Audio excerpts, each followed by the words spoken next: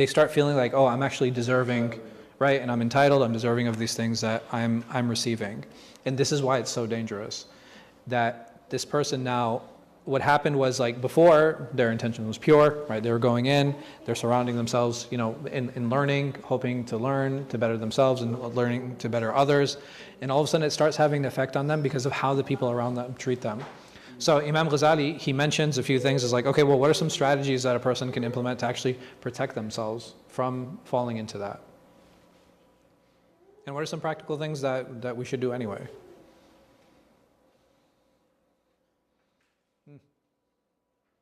No one? Putting yourself in other people's shoes. Okay, well, empathy is something that's a really important trait, for sure. So how does one show empathy with that? Because a person might be like, well, these other people aren't scholars. So what happens? What do you do? What's something that's really difficult to do for somebody who is arrogant or has fallen into arrogance? And may Allah subhanahu wa ta'ala protect us. Yes? Be humble. Okay, how do I be humble? Right, so we can talk about being humble. Is it always easy to have that self-recognition to be humble? So what do I do? Yes. Hang out with people who know more than you. Exactly, right? So instead of being in circles where everybody around me has lesser knowledge than me, because if I place myself in that situation, it starts reinforcing what I think about myself. But the moment I start putting myself into spaces and places where people are actually more knowledgeable than me, what does that do to me? Right? It actually humbles you, because now it's like, okay, I'm not the smartest guy on the block. You guys ever heard the saying, the one-eyed man is king in the land of the blind? Yeah. What does that mean? It basically means, like, even this person who has this shortcoming, even this person who has this handicap, when you compare him to blind people, he's actually what? Right? He's actually far ahead. He's king. But a person who has only one eye, do they have good depth perception? Like, what I mean? Like, they have other issues and they have other problems. But again, in that subjective space, it would seem like, okay, this person is in a superior position. We have to remember that sometimes we are that one-eyed person. Not to be confused with the judge, huh? So we have to make sure that we don't confuse ourselves with that person, and make sure that we're constantly working and surrounding ourselves with people who are going to either they're of the same or higher standing, or people who are willing to call us out. Right? And that's something that's really important. That when we surround ourselves with people who are willing to be critical of us, it becomes a lot more humbling for us. Why would a person not be critical of another? What are some situations that we get into? I don't know if the presentation is going to load, so this might be a discussion, huh? Fearful, What are you scared of? Yes. Backlash. The backlash of Economic or social. Okay, so definitely there's an element of cowardice that can apply. Cowardice. Yeah, it's not. What? Oh, okay. It's not cowardice. No. What is it? Sometimes you gotta survive. Sure, and that is it. Do I have to be brave in every situation? So there's a balance between two things, right? There's a balance between bravery and a balance between wisdom. Does that make sense? Yeah. Right? So, can I be brave and unwise? Yeah, that's just no. Right? It's silly, right? It's silly. I'm putting myself out there. I'm putting myself in situations where I can actually bring harm to myself under the guise of being quote unquote brave. It's like, oh, well, he openly spoke against the tyrant in the country that he's in. Okay, well, did anybody benefit? Did the situation improve? It's like, no, he was just executed.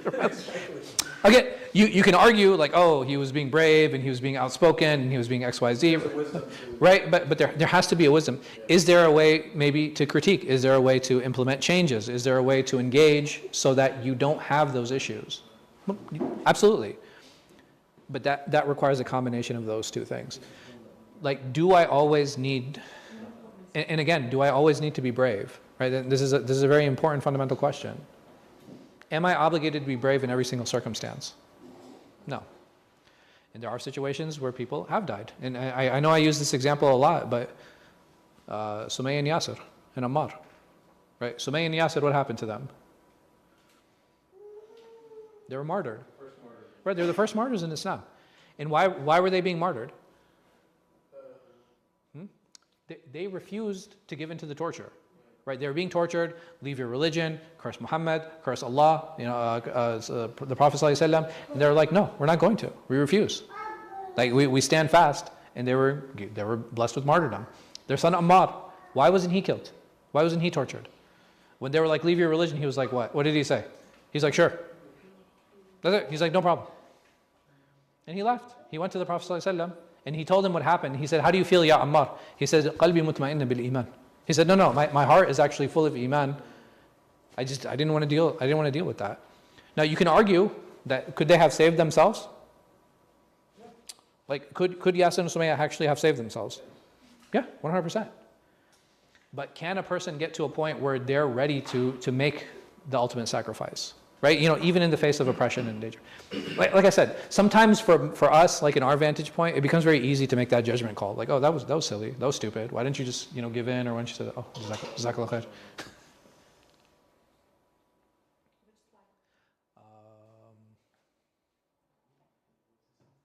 Keep going. No, forward. What slide number is this? Does it say? No, totally see.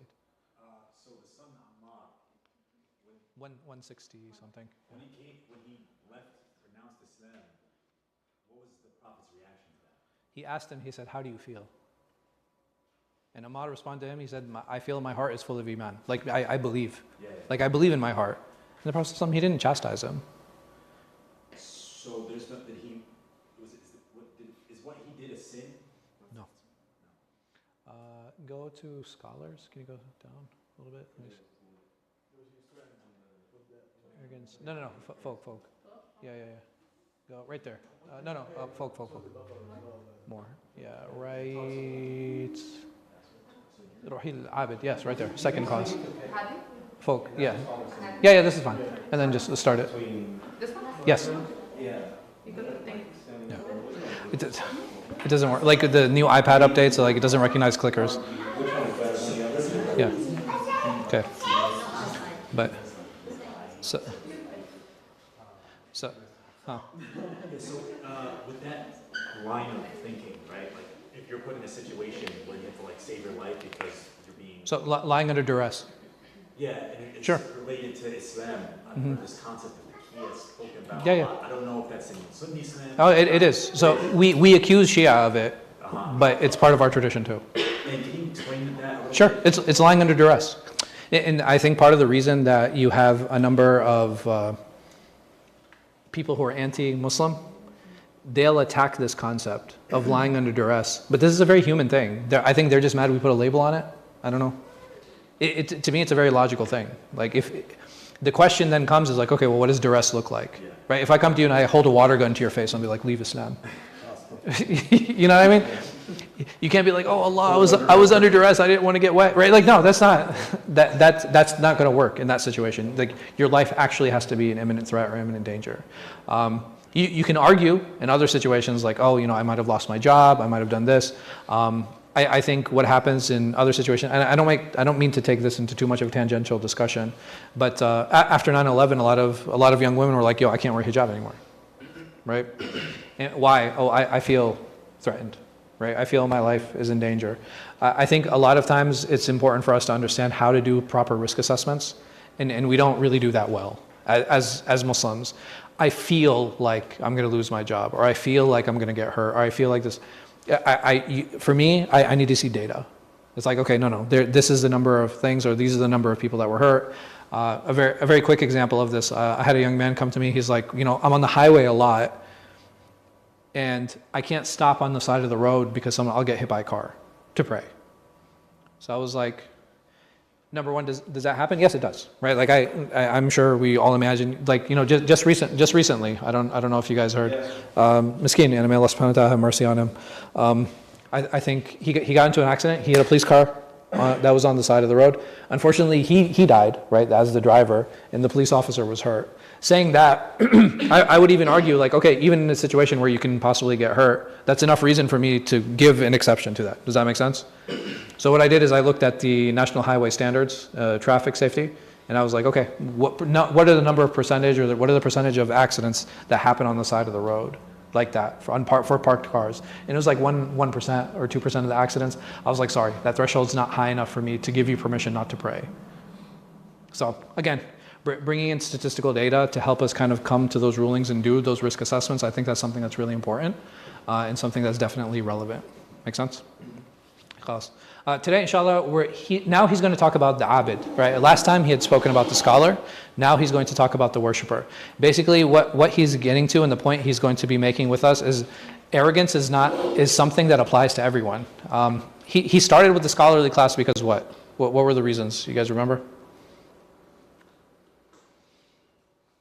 Why start with scholars? Out of all the people, he was like, you could be proud of your lineage, you could be proud of your looks, your wealth, right, of your deeds. But he's like, number one person I'm going to talk about is a scholar. Why? Their importance. Okay, their importance, good. What else? 100%, there is. Who seek knowledge for the sake of being called scholars. Yes. And Allah will throw them by their faces into the hellfire. Yeah, may Allah protect us all. I mean, yes. The danger that would serve the community. Right, the danger to the community, like all of these things, right? It's really important. And not just that, because I believe that he started with the scholar because the scholar feels like they're the one who's most protected. Right, like so out of all of these groups of people, if you're talking about people who take pride in their lineage or their ancestry or their looks or their wealth or their status, who would feel the most protected? It would be the scholars. Why? Why would a scholar feel the most protected from arrogance? I'm sorry? Because they feel they know. Right? They're constantly teaching it, right? They're constantly teaching it, they're constantly talking about it, they're constantly like, we have to fight the nafs, and we have to do Tazkiyah, and we have to do all these things. It would be the last person you would imagine that would fall into that sin. I remember I was talking to one of the heads of the masajid, and he came to me and he sat down, we were having a conversation, and he started complaining about the imams. And I was like, let me guess, they're very hard to manage? He was like, yes. And I was like, and they're constantly crying about money? He was like, yes. And I was like, in the irony, he's like, yes. I was like, the irony is like, they always talk about humility and they talk about Allah being Razaq, right?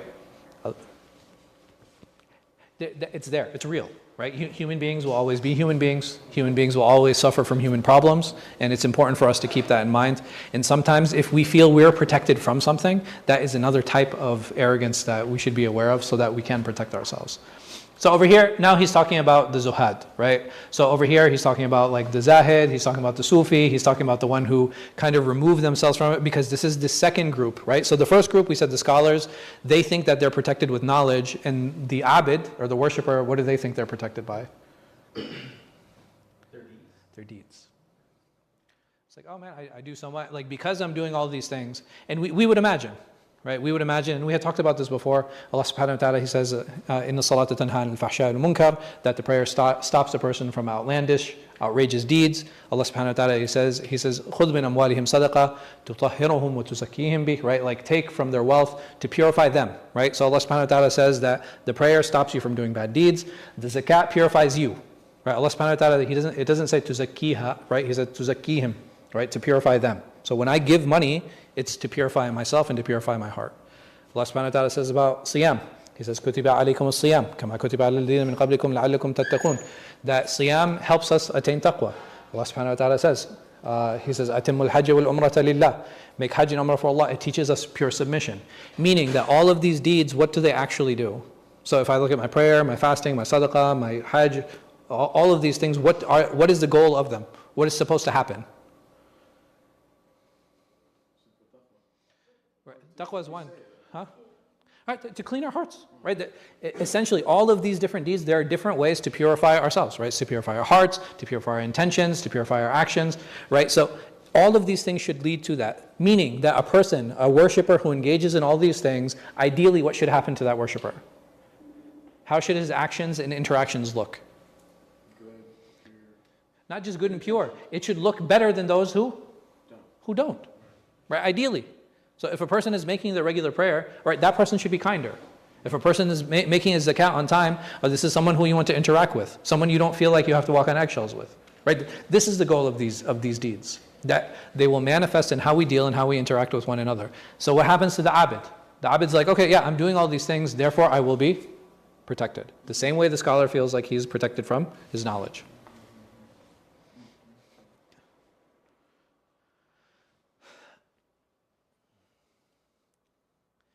And the same thing happens. Remember what we talked about? That the more that a scholar engages with knowledge, the more what happens to his expectations for the people. We said it was like an inverse relationship, right? So the more knowledge a scholar has, what happens to his expectations with people? They also go up. And it's the same thing here. The more a person worships, the more they expect people to treat them in a particular way. What do you guys think about special treatment in general? So if I spend a lot of time in the masjid and I volunteer, like should I get special treatment? Should I get special access? I think there's a difference in respect and like special treatment. Okay, sure. I don't know whether you should or shouldn't. I think it's about whether it's permissible or impermissible. Okay, that's a very important perspective. But again, how do we deal with that? So if a person volunteers at the masjid a lot, should that person now have access to spaces and places and people that somebody who doesn't volunteer or isn't as involved? I think it comes with that. It could, but no, you shouldn't. Okay, You're serving for your purpose. You're not expecting anything out of it. okay, I mean, if you're there all the time, you're gonna meet the imam. You're gonna meet people. Sure. You get to have a relationship with them. The volunteer shouldn't expect special permission, but if they're given, what if they do? then that's fine. Bro, no, throw them out. They expect it, but they shouldn't expect it. No, you got it. I serve food, I should get a reserved prayer space. No, sir. No? Dang, bro, like everybody got salty. It's not a baseball stadium. Uh-huh. It's not a baseball stadium. Maybe we should start selling tickets. Right. So, Like, what do you mean, like reserved and just having a prayer space reserved for them, because I'm like serving food. But why does it matter where you pray? Like private space? Or No, just like in the row. Like somebody comes and puts down like a sajada. but it doesn't matter if you pray Tazkiyah What are you talking about? Oh, Praying in the first row? Praying in the first row, yeah. It's like the most reward. What are you talking about?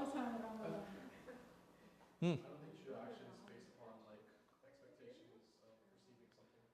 Okay. Like the number of people that walk into the masjid, I'll get to you inshallah. The number of people that walk into the masjid and they're like, I put the first brick of the Al-Hijrah. I was like, man, there must have been like 100 people who put the brick down at like the same time. But they feel like they get, they feel like they're deserving of that access. Now, I think there's definitely like a level of respect and access that people who are regular to the masjid are deserving of, like me personally. I feel that. Why? If this person is deserving, like this person is giving so much time, one way to honor them and respect them is to what? Give them special access to things. Because if a person's volunteering, what am I not doing? I'm not paying them, right? Like I'm not compensating them. So are there other ways to compensate such people? And we should, right? Like we should always honor such people. Now, how can that honor manifest? I think that's where it's going to get a little bit gray. Yes, you're going to say something? Well, the word expectation came up, and so kind of building off of what the last brother has said, if the volunteer starts expecting certain things, then at that point, you're not even doing it for Allah. Sure. So what's the point in doing it? What if my intention is for both? Yes. Yeah, I was gonna say like, I can imagine a scenario you want to learn under a sheikh, and it's kind of like either stated or not stated. You do khidmah in his semester. For sure. Yeah. Whether through teaching or cleaning. Yeah, 100%. So then the question then comes, I guess the question is now is like, is it okay for me to have multiple intentions? Yeah. I guess it depends on what that. It's pretty much it. It's only the faridah that you have issue with. But it's completely reasonable for me to have multiple intentions. So if my intention, yes, it's to do it for Allah subhanahu wa ta'ala, but I would also like to use the employee bathroom because I don't like using the other one. I'm just saying, it happens. I'm just giving real examples. Yeah. And people do, why? Because it's not convenient or whatever the case might be. I have some of my students, they'll be like, can we use your office during Ramadan because there's no space to pray? Like, yeah, it's fine. I guess we Yeah. just draw the line at expectation versus demand. Sure. So when it becomes a demand, what do you guys think? No, that's a problem. It's like, I deserve this. It's like, no.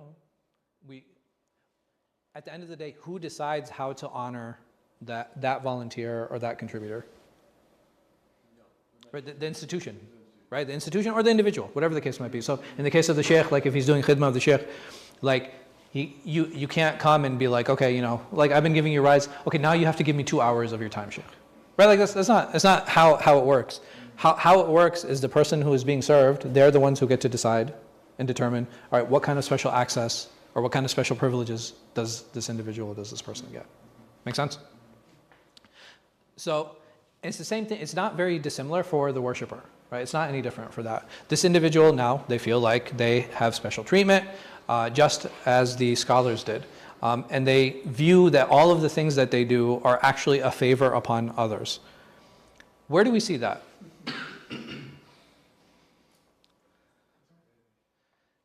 There are two actually acts of worship that very much come to mind for me.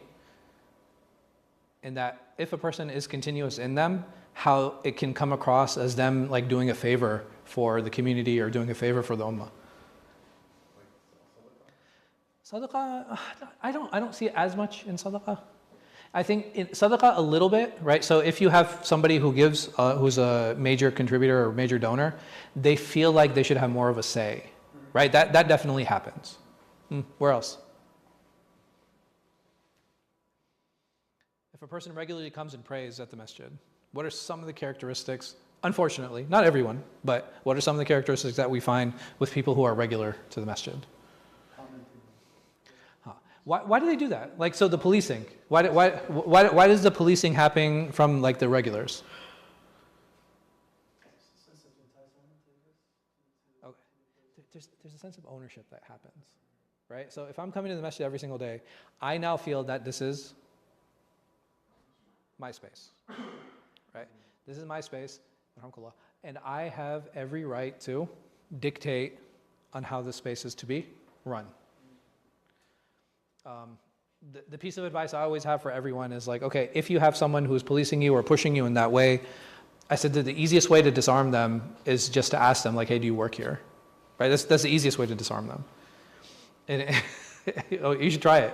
I'm telling you. Listen, if they were this mad, and you ask them, do you work here? That's what it will. But it's not a question most of them expect. Right? The moment you say like, okay, if you don't work here, thank you. You know, I'll take your advice. I'll take it as advice. But if you don't work here, like you have no right now to start imposing on how this should be or how that should be. When we're fasting, how many times have you guys stood in the line, you know, to get food, and the person in front of you, there's only maybe like 2 or 3 people behind you, and the person in front of you is just piling it on. They can see, right? They can see people behind them, and they're just piling on more and more food. How many of you have experienced that? Man, everybody's like shy, like, dang, yes, I have. Why? Why is that person doing it? Because they're thinking about themselves. I fasted today, and I am what? I'm deserving to eat my fill. And it's amazing how Allah subhanahu wa ta'ala, what does He actually link fasting too? He says, لَعَلَّكُمْ تَتَّقُونَ. Meaning that, if anything, the fasting should increase my awareness of myself and aware of those around me. How many of you have experienced illegal parking in masajid? Why? You haven't? Why does that happen? Like, why do people feel like, oh, I can just block here, or I can park there, or I can do this, or I can do that? Why? To pray, and I'm praying, right? I need to make Jummah. I need to pray. I'm going to miss prayer. And again, if Salah is supposed to stop us from evil, outlandish behavior, we have to ask ourselves, why is it that I'm praying? Why is it that I'm fasting? So, I would say in an ideal world, I come to the masjid. The parking lot is full, and I'm driving. I see an illegal spot. I'm tempting all of you.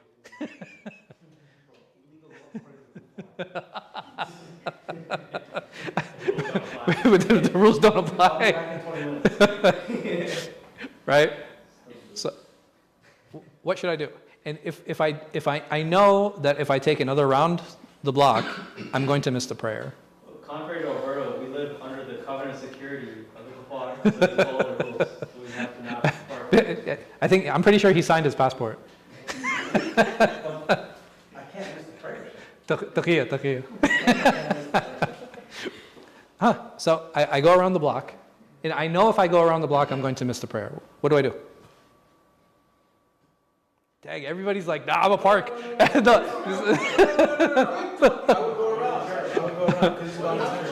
around. Call security. I mean, that's you. You got special treatment. It's not obligatory to do the prayer in Jama'ah. So, the Jummah. And as a man. Yes. What if you do blocks in this car, but you're mindful, you're the first one to leave, so you can flip your car immediately? MashaAllah. This is looking for the loopholes. I'm just asking. I can't ask questions. I can't. Talking about leaving the light on.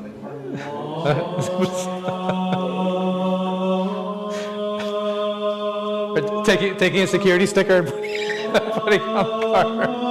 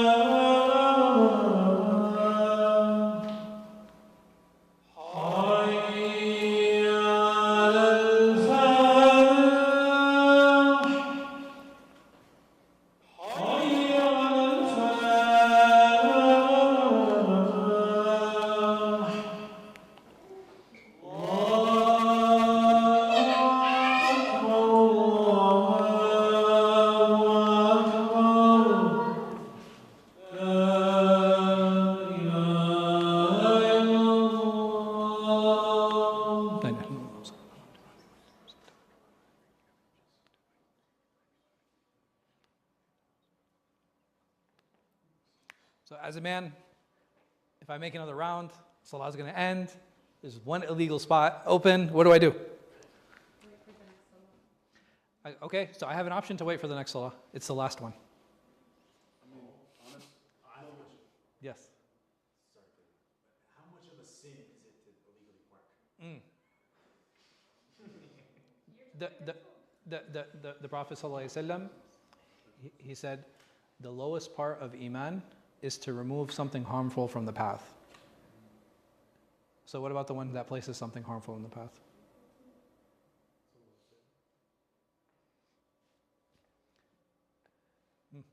What do I do? I think it's about intention at the end of the day. So Okay. my intention is to make the salah, to make the jama'ah, but Yes. I'm not going to do it to impede or to cause harm. So, Allah knows my intention at the end of the day. Just like He knew, what was his name, the kid's name?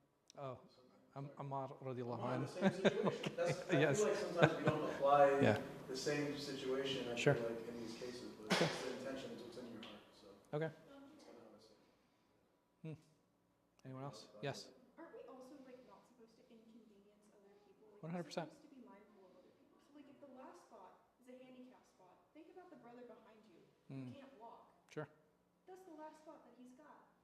That's not fair. I agree. One of the big critiques. So he should have been early because he's handicapped.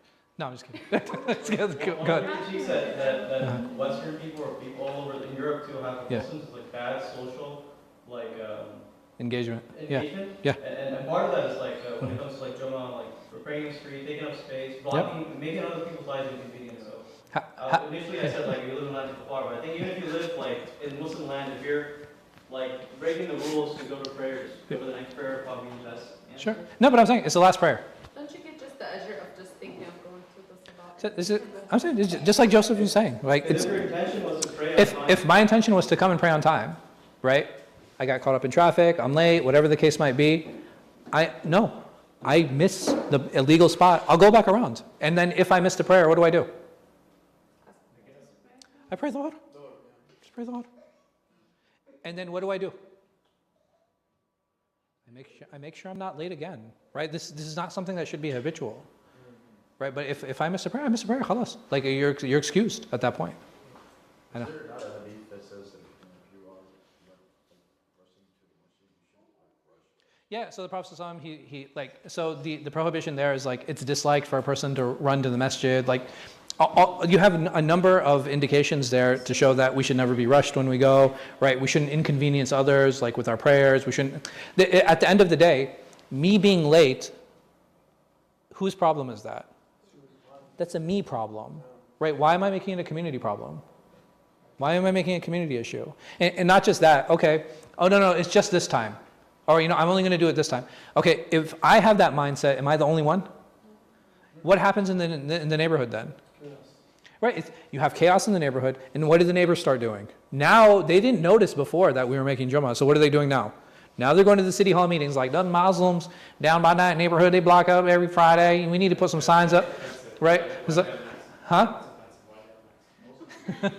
Because we're in the South, bro. We're below the Mason-Dixon. Northern Virginia. Yeah. This is not the South. We're below Mason-Dixon. It counts. Sorry, no. And we have some people here from the South. Yes? Why don't the masajid have better parking? Why don't? Okay, no. So you're absolutely right.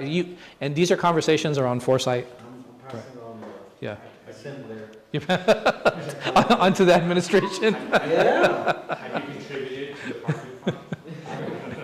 No, and the thing is like, okay, there's a multi-layered solution that's definitely there. No, number one, if I'm opening up a masjid, what should be the first thing I'm looking for? Parking. Right? No, parking, not even land. Parking should be the priority, because the thing with parking is like, it is a multi-purpose space. I can use it for different uses, I can use it in different ways. And the other people might argue, it's like, oh, okay, well, what if the musalla is really small, right? And I've heard this one before. I'd be like, have more Jummahs. Like that would be my solution. Like it's so easy to increase on the number of these things. Yes. Choose the masjid that has more convenient in terms of parking. Yeah. Like, for example, I don't come to the Al-Hijrah. Yeah, I'm saying this is one of the biggest turnoffs for people coming here. It's like it's a parking issue. It's also the That's one, okay, the you one can come entrance. sometimes. One Yeah. entrance, one exit sometimes. It Sure, doesn't make it takes time, and I'm saying like I think with a good system, like you can facilitate a lot of those things. But the reality is, it's like, okay, do we need to offer more Jummahs? Do we need to make them short? Like, what do we do? Like, and I think there are reasonable and practical solutions to that. Another solution is like, okay, well, we need to get involved in local politics, and we have to change the zoning so we can build a parking garage, right? You know what I mean? Like, I think there are creative ways to kind of get around that. But at the end of the day, my parking is my problem. My prayer is my problem. And in the moment that I will say, like, okay, if I miss it and I pray Dhuhr, okay, it happens, right? It's unfortunate. That time is not a problem, and inshallah, Allah subhanahu wa ta'ala will overlook it. But if it happens time and again, now the accountability comes. Why? Because it's like, okay, no. I'm poorly planning every single time. Now Allah subhanahu wa ta'ala really will hold me accountable. So I have to make sure that I start coming early. I need to make sure that I'm timing it better. Or make sure, okay, listen, this time doesn't work for me. Okay, oh no, look for another masjid. Right? There's always different ways and different solutions for people to engage in problems and issues. But again, my problem is not the community problem. And if it's a me problem, I have to figure out how to solve it. It's not always, sometimes it can be for the community too, but most of the time it's for me to figure it out. But again, like all of it, my prayer, I'm going to be late. I'm not going to be able to. And the thing is, like, okay, not only are you parking illegally, like you're fighting with other Muslims and fighting with other security. I've heard them being cussed out, like just foul language, just cussing security out. It's like, who do you think you are? And like, you know, just like cursing them, because they're not. Think about this, because they're not letting them pray. It's really unfortunate. It's really unfortunate. But this is what happens, right? Like when we make our individual individual worship so important that we're willing to overlook it. Over here, he uses the hadith of the Prophet ﷺ. If you hear someone say the people are ruined, then he is the most ruined of them all. What does that mean? And I can give some examples too. There's always khair in the ummah. Not just that. I really think about the statement. I've had people say to me, alhamdulillah, it's stopped. It's like, oh, the community is so difficult. Oh, the community doesn't listen. Oh, the community doesn't do this. Oh, the community needs to be trained.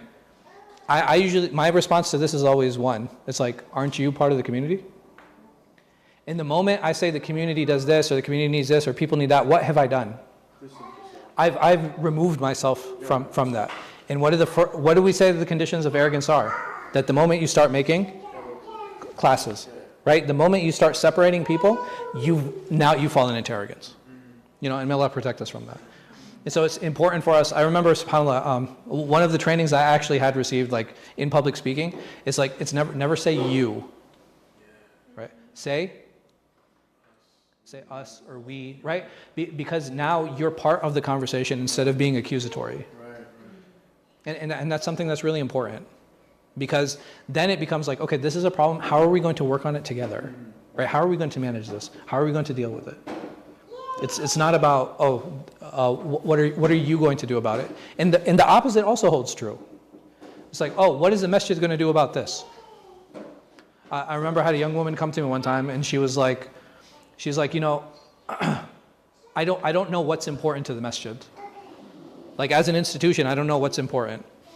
She's like, I don't know what the gauge is. I was like, well, for me, the gauge is pretty easy. She's like, what? I said, if you're willing to contribute, it's important. That's it. But if you're here just to tell me what I need to do, then it's not important. And she was like, why do you say that? If you're not willing to give time and money, why should I? Right? If I'm willing to give time, or I'm willing to give money, or a combination of the two, then this is something that you are invested enough in to do that. And I've only done maybe 1 or 2 programs where people are like, hey, Sheikh, can you start this program? And I'm like, you know what? I'll start the program. And the only ones attending the program are my kids. And it's like, yo, you asked for this. You asked for it. Like, you're not coming. You're not promoting it. You're not sending your kids. You yourself aren't volunteering your time. How important was it really? That's the only thing that we should gauge. Like, when people come to us, even with ideas, the only question we should be asking is like, okay, well, what does your contribution look like? That's it. It's the simplest thing. And the moment people aren't willing to contribute, then that idea is unimportant.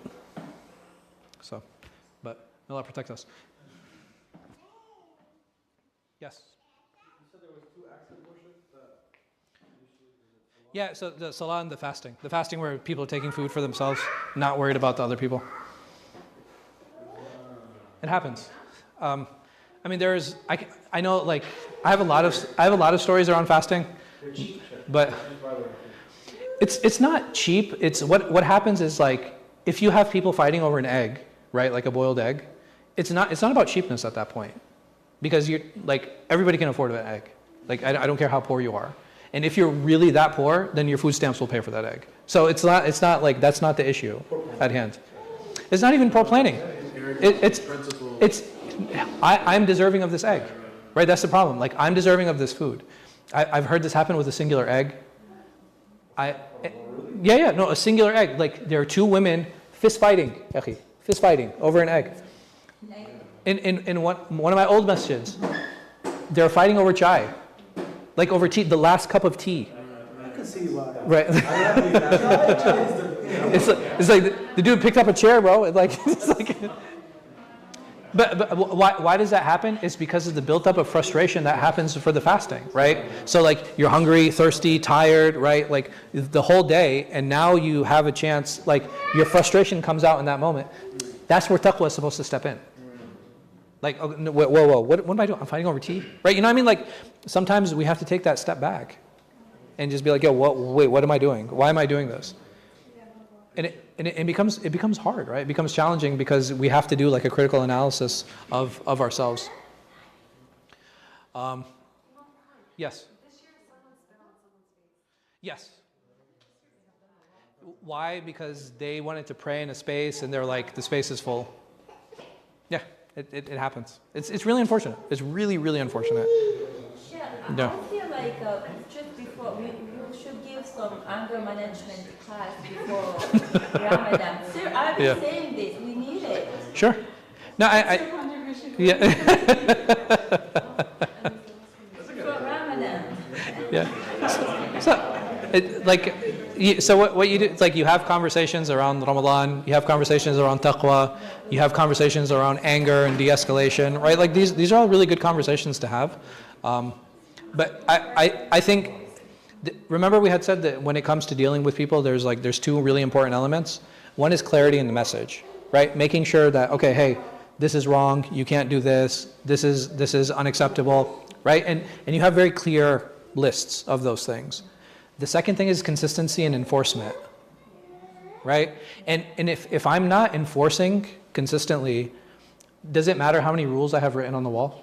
Does it matter how clear those rules are? If a person knows that they can constantly violate my trust, or if a person knows that they can constantly make fun of me, or if a person knows they can constantly hurt me, right? And I tell them, I was like, hey, don't make fun of me. Hey, don't hurt me. Hey, don't take advantage of me. I can say these things, but the moment that the person keeps doing those things, right? The moment that keeps happening, and I don't do anything about it, now who's at fault? You. I am. Right? I'm at fault. Because I'm not enforcing consequences consistently. And this is what happens in any space. Like, so for example, handicap parking, is it clearly marked in every space that we go to? 100%. What if I know that I can park there and my car's not going to get towed? What am I going to do? I'm going to start parking, right? Like I don't care what the sign says. I'm going to park there anyway. Why? Because I know they're not going to tow my car. Or I'm going to park in a fire lane. Why? Because I know they're not going to take my car. Right? The only way to bring the results that we're looking for when we make demands or requests, even from each other, is making sure that the messaging is clear and making sure that the consequences are consistently enforced. So over here, Imam Ghazali, he explains this, the previous hadith that we were talking about, that the moment you start like holding contempt of Allah subhanahu wa ta'ala's creation, right, this is hugely problematic. This is a huge issue. Like, because again, immediately I've created that contrast between myself and others. I've separated myself from others. And that now, that this is the other, this person is lesser. And the moment that you start spiraling down that road, we start feeling higher and higher about ourselves. And we just start creating more and more expectations from the people around us. And what does that do? It destroys relationships consistently, right? Arrogance is the one thing that time and again will destroy relationships. May Allah protect us.